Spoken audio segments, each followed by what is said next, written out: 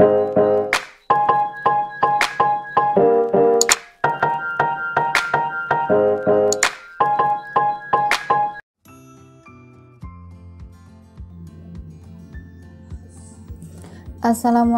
warahmatullahi wabarakatuh. Selamat pagi anak-anakku kelas 8 SMPN 1 Kandat. Bagaimana kabarnya hari ini? Semoga kita semua selalu dalam lindungan Allah SWT.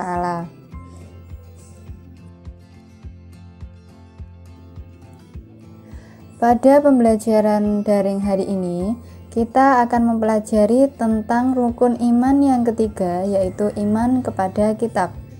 Sebelum kita mulai pembelajaran hari ini, marilah sebelumnya kita buka dengan membaca doa bersama terlebih dahulu. Berdoa mulai. Selesai. Nah, langsung saja silakan buka buku paket kalian tentang bab pertama, iman kepada kitab Allah, dan simak video penjelasan berikut. Sebelum kita melanjutkan pembahasan tentang iman kepada kitab, sebelumnya marilah kita ingat dulu jumlah rukun iman. Rukun iman itu ada 6. Yang pertama, iman kepada Allah. Yang kedua, iman kepada malaikat. Ketiga, iman kepada kitab-kitab Allah. Keempat, iman kepada nabi dan rasul. Kelima, iman kepada hari akhir. Dan yang keenam adalah iman kepada qada dan qadar. Pada pembahasan rukun iman yang ketiga, yaitu iman kepada kitab kita kali ini, terdapat beberapa poin penting yang akan kita bahas. Yang pertama adalah pengertian, kemudian dalil tentang iman kepada kitab, selanjutnya kegunaan kitab, dan yang terakhir adalah perbedaan antara kitab dan suhuf. Yang pertama, sebelum kita mengetahui pengertian iman kepada kitab Allah, alangkah lebih baiknya sebelumnya kita mengetahui pengertian iman terlebih dahulu. Secara bahasa, iman artinya percaya, sedangkan secara istilah, iman artinya percaya atau meyakini dengan hati, mengucapkan dengan lisan, dan mengamalkan dengan perbuatan. Selanjutnya, pengertian kitab. Secara bahasa, kitab berasal dari kata bahasa Arab, yaitu kutab, artinya adalah buku. Sedangkan secara istilah, kitab artinya kumpulan wahyu Allah yang diturunkan kepada utusannya yang tertulis dalam bentuk lembaran yang telah dibukukan. Sedangkan pengertian iman kepada kitab adalah percaya dan yakin dengan sepenuh hati bahwa Allah telah menurunkan kitab-kitabnya kepada para utusannya.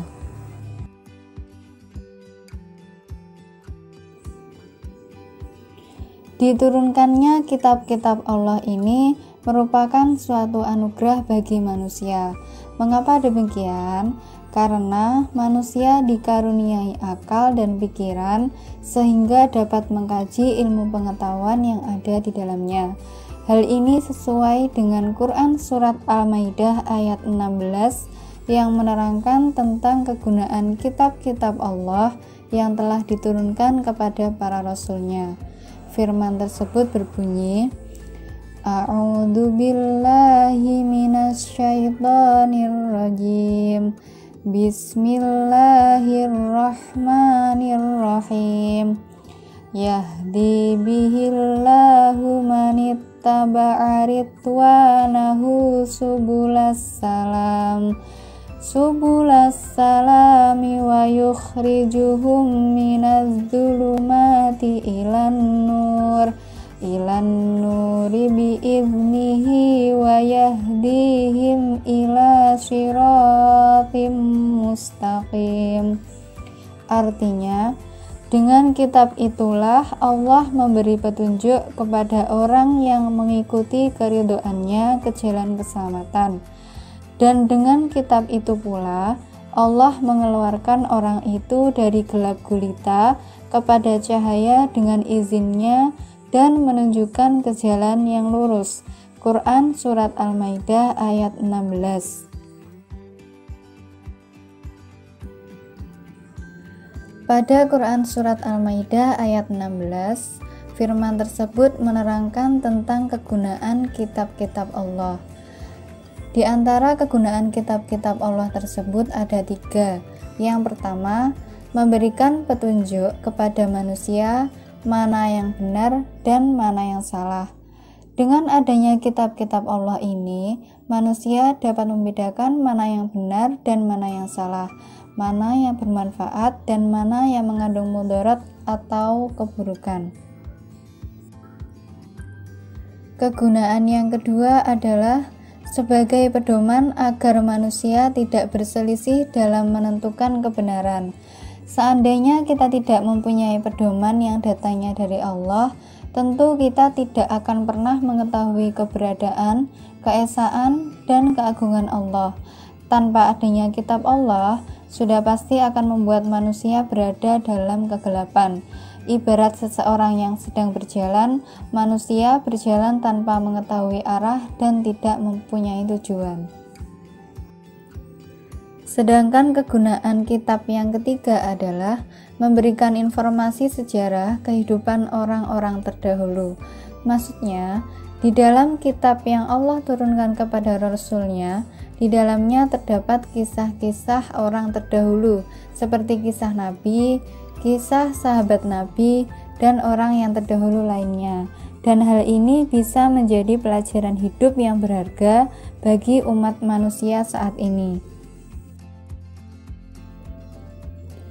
Iman kepada kitab merupakan rukun iman yang ketiga, dan jumlah kitab yang wajib kita imani ada 4, yaitu yang pertama kitab Taurat yang diturunkan kepada Nabi Musa, yang kedua kitab Zabur yang diturunkan kepada Nabi Daud, yang ketiga kitab Injil yang diturunkan kepada Nabi Isa, dan yang terakhir adalah kitab umat Islam yaitu Al-Quran yang diturunkan kepada Nabi Muhammad SAW.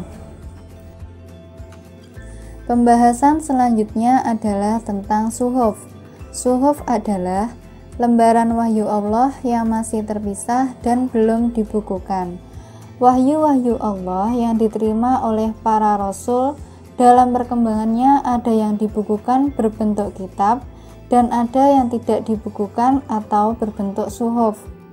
Di antara para nabi yang menerima suhuf dari Allah adalah Nabi Ibrahim menerima sebanyak 10 suhuf dan Nabi Musa menerima sebanyak 10 suhuf. Kitab dan suhuf mempunyai persamaan dan juga perbedaan. Persamaannya adalah keduanya sama-sama firman Allah yang diturunkan kepada Rasul-Nya. Sedangkan perbedaan antara kitab dan suhuf antara lain ada 3. Yang pertama, isi kitab lebih lengkap daripada suhuf. Yang kedua, dari segi bentuknya. Bentuk kitab sudah dibukukan, sedangkan suhuf masih berbentuk lembaran. Dan yang ketiga, kitab biasanya berlaku lebih lama daripada suhuf. Firman Allah yang menyatakan bahwa suhuf itu benar adanya adalah sebagai berikut. Bismillahirrahmanirrahim. Inna hadza lafis suhufil ula suhufi Ibrahim wa Musa. Artinya, sesungguhnya ini terdapat kitab-kitab yang dahulu, yaitu kitab-kitab Nabi Ibrahim dan Musa. Quran Surat Al-A'la ayat 18-19.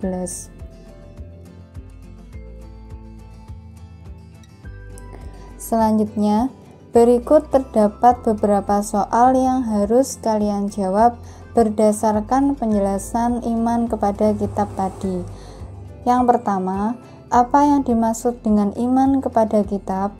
Soal yang kedua, Tulislah dalil atau ayat Al-Quran tentang pentingnya beriman kepada kitab Allah. Soal yang ketiga, ada berapa kitab yang wajib kita imani? Sebutkan. Dan soal yang terakhir, jelaskan persamaan dan perbedaan antara kitab dan suhuf. Kerjakan di lembar aktivitas siswa. Selamat mengerjakan.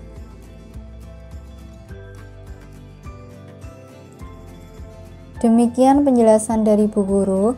Semoga bisa bermanfaat bagi kalian semua. Jangan lupa tetap patuhi protokol kesehatan dimanapun kalian berada. Selamat belajar. Wassalamualaikum warahmatullahi wabarakatuh.